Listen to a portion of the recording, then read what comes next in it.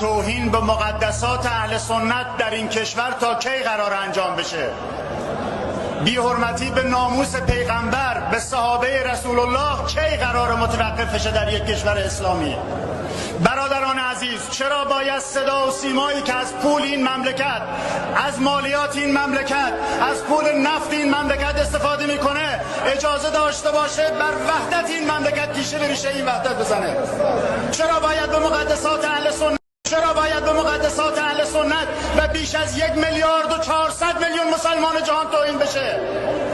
قرآن داره میگه النبی اولی بالمؤمنین من انفسهم و ازواجه امهاتهم.